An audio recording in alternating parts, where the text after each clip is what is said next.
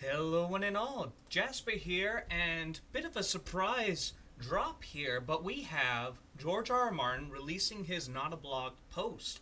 Now, I slept in sadly, so I couldn't get the original one, but luckily, thanks to this gentleman on Reddit, he left a link using the Wayback Machine, so we actually can see his original post. Because if you go to the original link,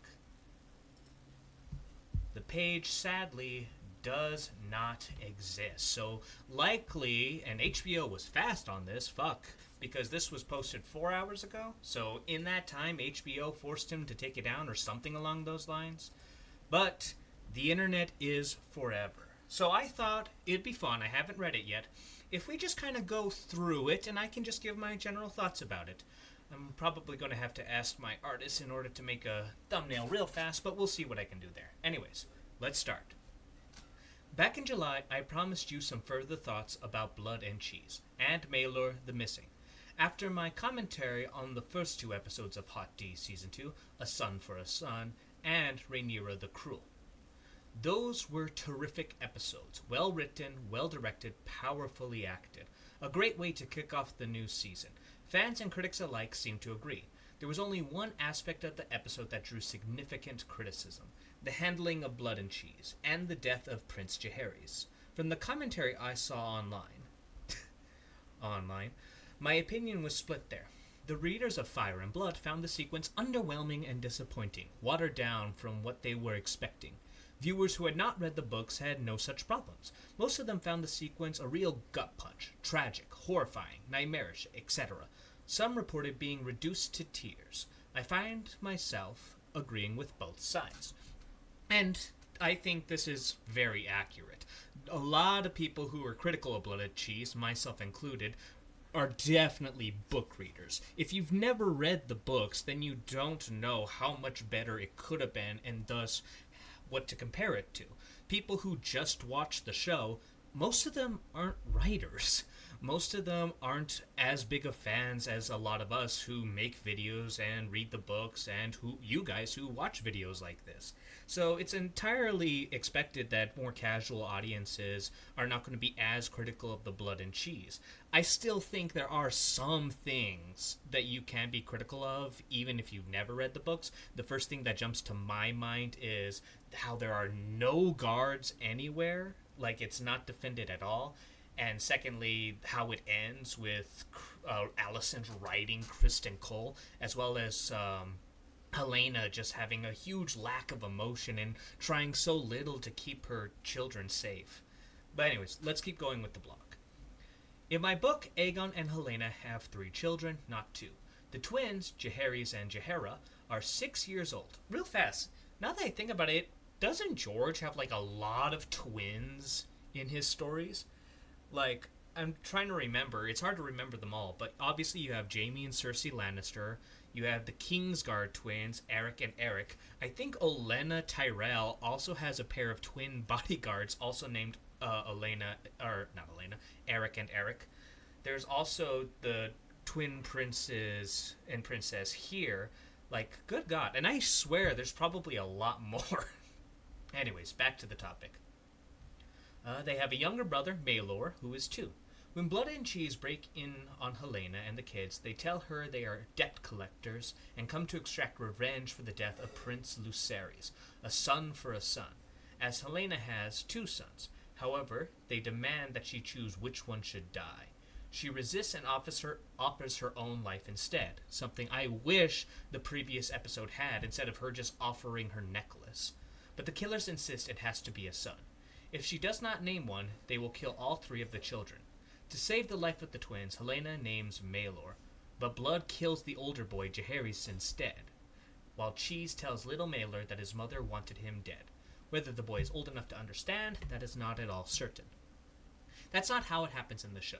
There is no Maelor in House of the Dragon, only the twins, both of whom look younger than 6, but I'm not sure judge a children's age. So I can't be sure how old they're supposed to be. Yeah, I mean, personally, I've always been a fan of HBO aging up all the characters. I think given the scenes that we have, that's always a safer bet. Blood can't seem to tell the twins apart, so Helena is asked to reveal which one is the boy. You would think a glance up his PJs would reveal that without involving the mother. But, I mean, come on, George, that's gay. Don't want to do that. Instead of offering her own life to save the kids, thank you, George, Helena offers them a necklace. Blood and Cheese are not tempted. Blood's, well, I think Blood just straight up takes it.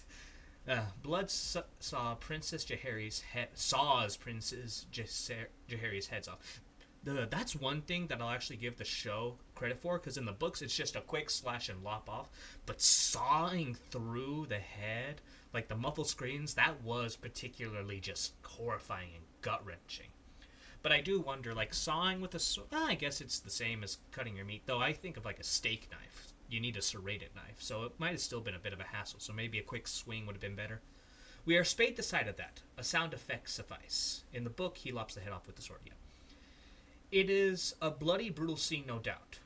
How not? An innocent child is being butchered in front of his mother. I still believe the scene in the book is stronger. The readers have the right of that. The two killers are crueler in the book. I thought the actors who played the killers in the show were excellent, but the characters are crueler, harder, and more frightening in Fire and Blood. In the show, Blood is a gold cloak. In the book, he is a former gold cloak, stripped of his office for beating a woman to death. Book Blood is a sort of man who might think making a woman choose which of her sons should die is amusing, especially when they double down on the wanton cruelty by murdering the boy she tries to save. Book Cheese is worse too. He does not kick a dog, true, but he does not have a dog, and he's the one who tells Maelor that his mom wants him dead. I would also suggest that Helena shows more courage, more strength in the books, by offering her own life to save her son. Offering a piece of jewelry is just not the same. Agreed?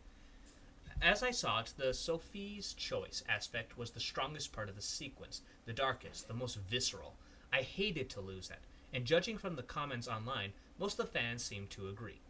When Ryan Condal first told me what he meant to do ages ago, back in 2022 might be, I argued against it for all these reasons. I did not argue long, or with much heat, however.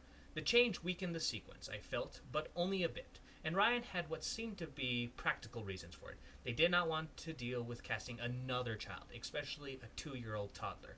I think that's fair, but the biggest issue is the fact that Helena comes... hold on, maybe he'll talk about that. Kids that young will inevitably slow down production, and there would be budget implications. Budget was already an issue on House of the Dragon. It made sense to save money wherever we could. Moreover, Ryan assured me that we are not losing Prince Maelor, simply postponing him. Queen Helena could still give birth to him in Season 3, presumably, after getting with child late in Season 2. That made sense to me, so I withdrew my objections and acquiesced to the changes. I still love the episode, and the Blood and Cheese sequence overall. Losing the Helena's Choice beat did weaken the scene, but not to any great degree. I disagree. I think that kind of just not ruins the character, but heavily damages it. Only the book readers would even notice its absence. Well, no shit, they read the book, George. You can viewers. No, hold on. Actually, I want to. Of course, only book readers would have noticed the absence. That's not fair though, because I feel as though for anyone who's like somewhat capable of writing, they would say that Helena not offering herself in place of her children is an incredibly big missed opportunity. Viewers who had never read Fire and Blood would still find the scene heartrending.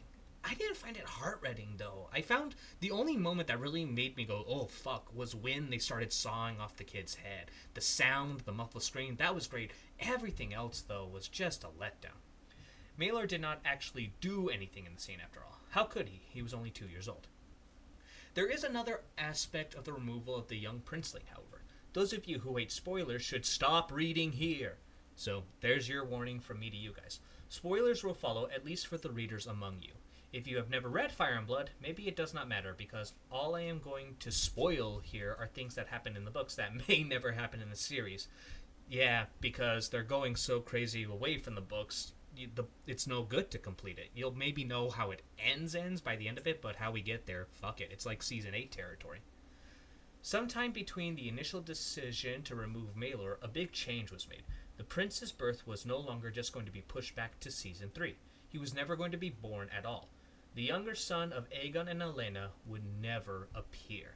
Most of you know about the butterfly effect, I assume. Now, I'm trying to remember about Maelor's actions in the books, or like his importance. I'm drawing a bit of a blank on it, honestly. Like, I remember he was sent away and protected by a Kingsguard, and a Kingsguard member did a decent enough job, except someone recognized them eventually, and I think the Kingsguard was overwhelmed and killed, and so was Maelor. So a part of me thinks that the cutting of Maelor is not quite that egregious, but let's see. Maybe it's I'm as I go through the show, I kind of go by only the bits of the book that are relevant to it. So maybe he is more important than I recall. Yes, there was a movie with the title a few years back. It's a familiar concept in chaos theory as well, but most science fiction fans were first exposed to the idea in Ryan Brad's classic time travel story, A Sound of Thunder, wherein a time traveler from the present panics and crushes a butterfly while hunting a T-Rex, when he returns to his own time, he discovers that the world has changed in huge and frightening ways. One dead butterfly has rewritten history, which is bullshit, right?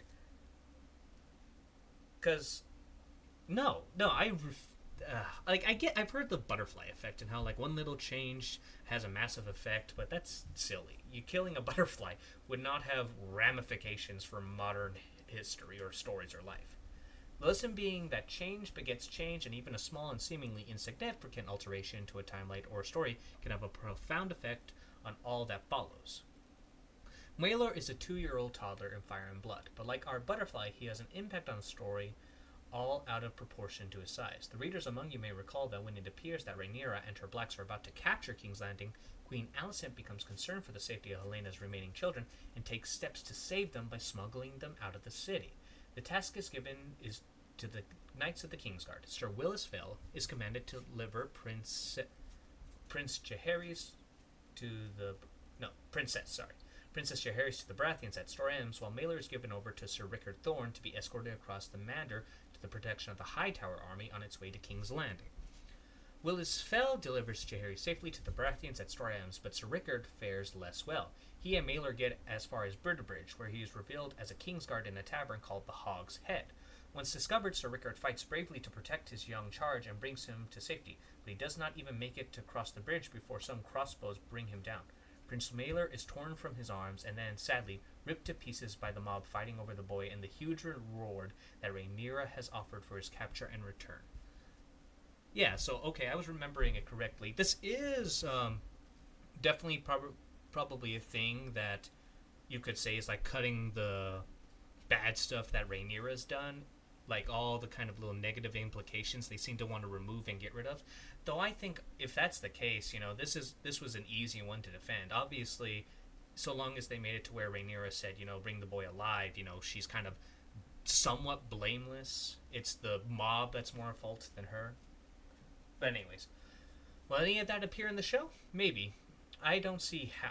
The butterflies would seem to prohibit it. You could perhaps make Sir Rickard's ward be Jaehaera instead of Maelor, but Jaehaera can't be killed. She has a huge role to play as Aegon's next heir. That's kind of bullshit, though, George. That's a little bullshit. Because if you had kept her alive longer, then you might have a point. But I would argue that her whole marriage, and maybe I need to reread the book again to remind me, but the fact that she dies not long after, spoilers by the way, she dies not long after being married to Rhaenyra's son, and that's kind of my biggest issue with the Fire and Blood in regards to the book. It's like, I get it's a cliche to have kind of kept her alive and have the two sides marry and become one, but it's so good. Killing her off was a big mistake that added nothing. It was just like, subversion. I think that's one of George's weaker aspects in that moment. Anyways, but Jaehaera can't be killed. She has a huge role to play as Aegon's next heir. Could maybe make Maelor a newborn instead of a 2-year-old, but that would scramble up the timeline, which is a bit of a mess already. I have no idea what Ryan has planned, if indeed he has planned anything. But given Maelor's absence from episode 2, the simplest way to proceed would be just to drop him entirely, lose the bit where Alicent tries to send the kids to safety, drop Rickard Thorne, or send him with Willis Fell to Jaehaera, who has 2 guards. If you guys hear that jingling, that's just Panda Man shaking his head and his tags going off. From what I know, that seems to be what Ryan is doing here. It's simplest, yes, and may make sense in terms of budget and shooting schedule, but simpler is not better. The Bitterbridge scene has tension, suspense, action, bloodshed, a bit of heroism, and a lot of tragedy. Rickard Thorne is a territory character, though whatever the fuck that means. At best, most viewers, as opposed to readers, will never know he is gone since they never knew him at all. I don't even know which Kingsguard in the show is supposed to be him. Like, was it the one that was with Alicent? Might be the one that was with Alicent in episode 7. But I'd rather liked giving him his brief moment of heroism, a taste of the courage and loyalty of the Kingsguard, regardless of whether they are black or green. The butterflies are not done with us yet. So anyway, so it sounds like he's moving on to the next point. Like, I can understand being upset with this change, but in all honesty, I'm kind of with the writers on this. It's not needed. And inevitably, when you are adapting the books, stuff has to be cut. So, like I said, I think I'm okay with them removing Maelor. I think it's a bit of a mess, but I kind of get it. But a lot of my issues with kind of the blood and cheese aspect isn't the removal of Maelor or the subsequent effects of that. It's Helena and how she comes off with. She comes off just as so terrible. Like, she's not as bad as a mom as Alicent, but fuck me. Anyways, in the books, when word of Prince Maelor's death and the grisly... Oh, so we're still on this. My bad. Death and the grisly manner of his passing reaches the Red Keep, that proves to be the thing that drives Queen Helena to suicide. She could barely stand to look at Maelor, knowing that she chose him to die in the Sophie's Choice scene, and now he is dead in truth, her words having come true. The grief and guilt is too much for her to bear. Okay, that's fair. That's something that I hadn't recalled.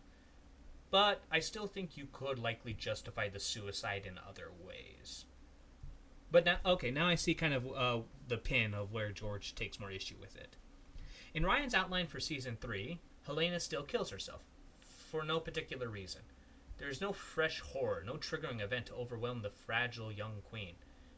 And the final butterfly follows soon. So really, is that it? No particular reason? There has to be, right? Are they just going to blame it on her autism, on her dreams? Fuck me, Helena wasn't that, like, critical in the books at all, but just the shit they're doing with her. Queen Helena, a sweet and gentle soul, is much beloved by the small folk of King's Landing.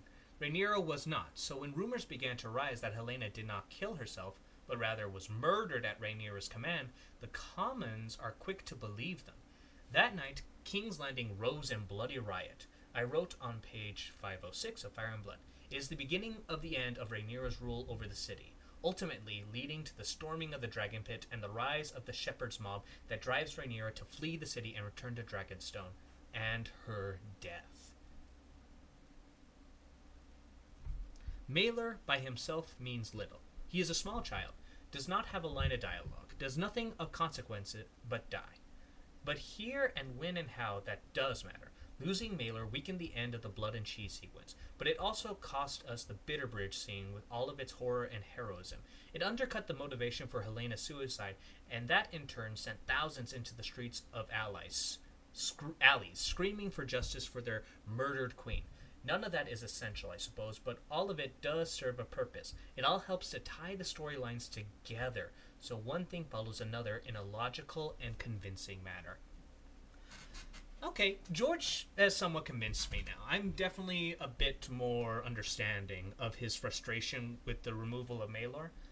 I do think that there are ways to go about it still, where you could, if you had decent, talented writers, make those subsequent actions happen in satisfying ways without Maelor.